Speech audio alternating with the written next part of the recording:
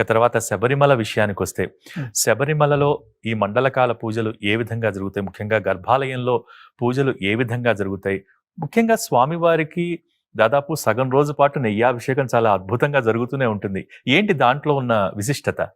అయ్యప్ప ఆయన మనం చెప్తూ ఉంటాం కదా, ధర్మశాస్త్ర ఆయన మోహిని అవతారంలోను శివయ్యకి వాళ్ళ అంశతో వచ్చిన వాడని చెబుతూ ఉంటారు. ఆయన అంశ అయ్యప్ప పందళ్ళ రాజుకు దొరికిన ఆయన. ఆ పంబా తీరంలో దొరికాడు ఆయన. మనకి ఆ కథ తెలుసు. ఏంటంటే ఆయన్ని పెంచుకున్నారు వాళ్ళు.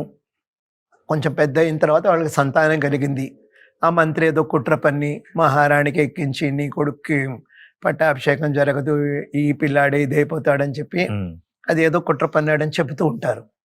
అప్పుడు ఆవిడ నాకు తలనొప్పి వచ్చింది, పులిపాలు కావాలనే వంకతోటి ఆయన్ని పంపించింది అని చెప్తూ ఉంటారు. అప్పుడు ఆయనకి ఆవు నెయ్యి అంటే ఇష్టం అని చెబుతూ ఉంటారు.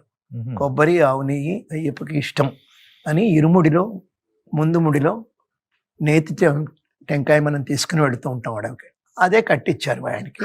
అది పట్టుకుని అడవిలోకి వెళ్ళాడు, మహిష సంహారం చేశాడు. దేవతలంతా పులులై వస్తే పులి వాహనం ఎక్కువ వచ్చాడని చెబుతుంటారు. ఆయనకి నెయ్యి ఇష్టం కాబట్టి అనే కథనం ఉంది. కాబట్టి ఈరోజు కూడా అయ్యప్పకి నెయ్యి అభిషేకం చేస్తూ ఉంటాం. ఆ నెయ్యినే ప్రసాదంగా తెచ్చుకుంటూ ఉంటున్నాం. వాళ్ళు ఇచ్చే అరవాణం కాదు ప్రసాదం. అరవాణం అనే ఎక్కడా లేదు అసలు. అయ్యప్ప అంటే దధ్యన్నాసక్త హృదయాయ నమః, దధి అన్నం ఆయన, గుడాన్న ప్రీతమానసాయ నమః బెల్లం అన్నం, ఘృతాన్నాసక్త హృదయాయ నమః నెయ్యి అన్నం, పాయసాన్న ప్రియాయ నమః. ఎన్నో ఉన్నాయన సహస్రనామంలో. ఏది నైవేద్యం పెట్టినా, మన వెంకటేశ్వర స్వామికి పెట్టే నైవేద్యం ఏంటి? ఇంత పెరుగన్నం పెడతారు లోపలికి తీసుకెళ్ళి, అంతకంటే ఏం పెట్టరు. ఇవి ఇచ్చే నైవేద్యాలన్నీ మన మనసుకే.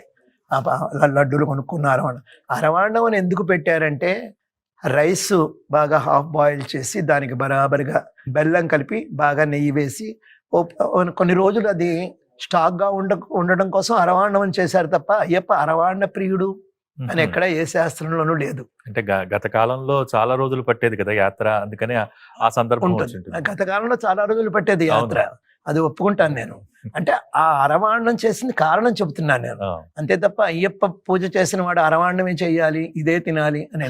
కానీ నెయ్యి అనేది ఆయనకు చాలా ఇష్టం. ఆ నెయ్యే మనకి ప్రసాదం.